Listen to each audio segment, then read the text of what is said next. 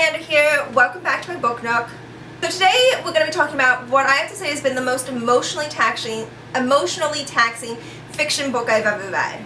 Yes, there's been non-fiction books that have probably been as emotionally taxing or more so, but for fiction this is the most emotionally taxing book I've ever read. It is The Prophets by Robert Jones Jr. I'm going to start this one off with the content warning because the content warnings for the book will also be coming up during talk about it, and yeah. So, slavery is your biggest one, including all of the ins and outs involved with that.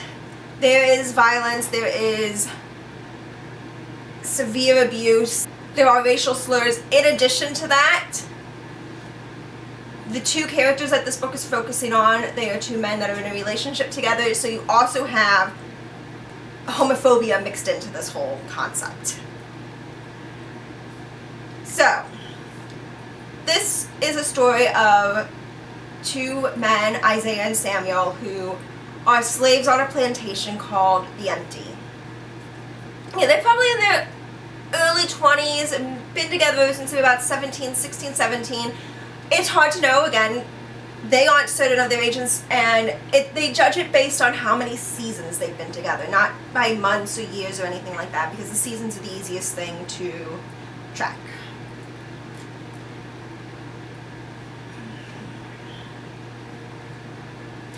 Throughout the story's read as in chapters, and a lot of the chapters have used more biblical names of the chapters in them.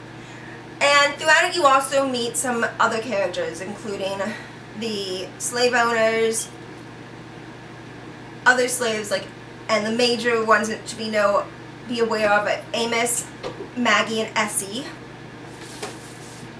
And the slave owner's son, Timothy. So the slave owners are Paul and Ruth. That way if I use their name, you'll know who I'm talking about. Those are your main core characters that things typically focus around on. Paul started to have some suspicions of issues regarding Samuel and Isaiah because he wanted to breed his own workforce, and the two of them never really would breed with any of the other women. And ultimately, Essie has a child from Paul because he was determined to make sure he had children.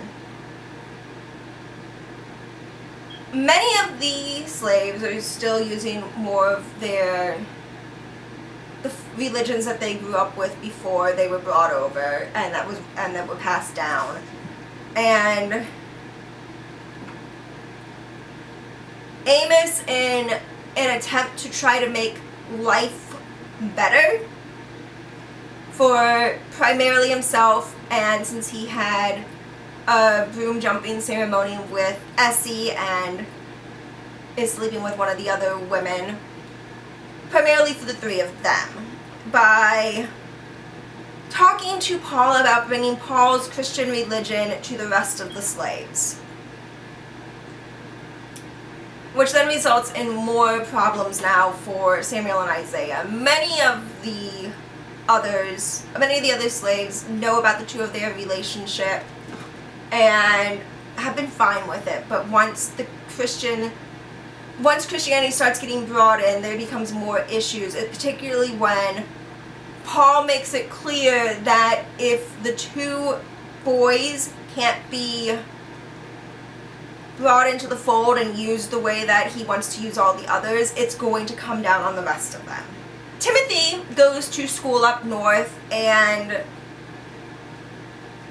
has picked up more abolitionist type views, but still thinks of the slaves as lower than him, just has a few more views, like maybe they should be able to be free, but they're still not as important as the white people.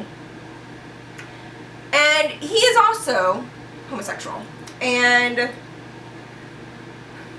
he decides that when he returns that he is going to have first Isaiah and then Samuel.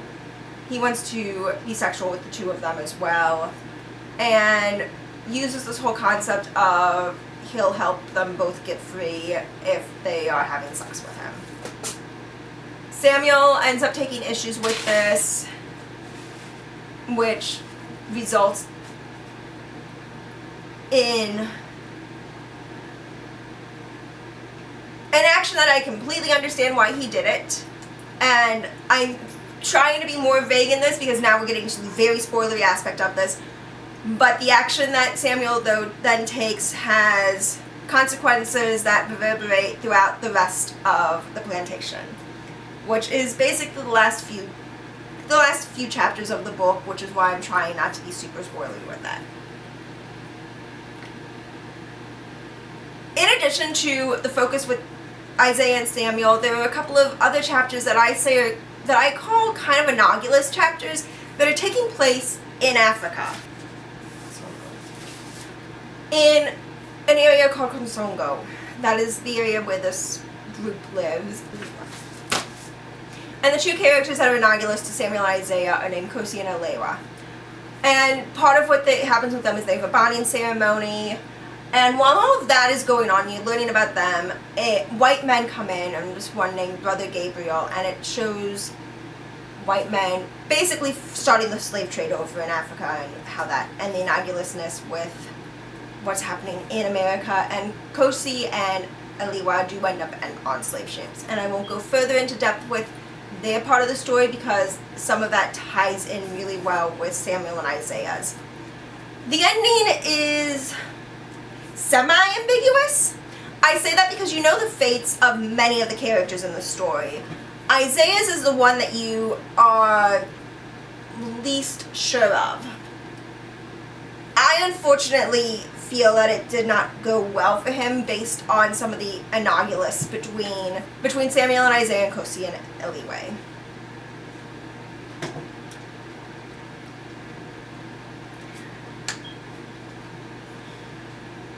So what's weird is I don't want to say I liked this book because I didn't like what was happening to the characters in the book, if that makes sense. I felt it was, like I said, it's incredibly emotionally taxing.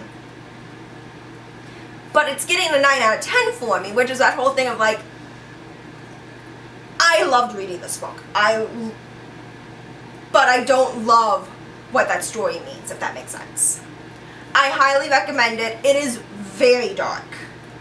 It is not an easy book to read because of the darkness in it. But if that's something that you feel you can handle, I do highly recommend doing so. It's an important aspect of what happened in America to the black population. And this is like a small sampling of, yes, it's a fiction story, but it's a small sampling of what probably were some of the experiences that people had. And it also deals with some of the intersectionality that was probably present in regards for many slaves. For many slaves. You had slaves that were homosexual. You had slaves that at some point developed disabilities. Intersectionality has always been present. They talk in a way with some of the intersectionality between being a black slave and female, with what's happening to the women like Essie. So yeah, I highly recommend reading it. It's a 9 out of 10.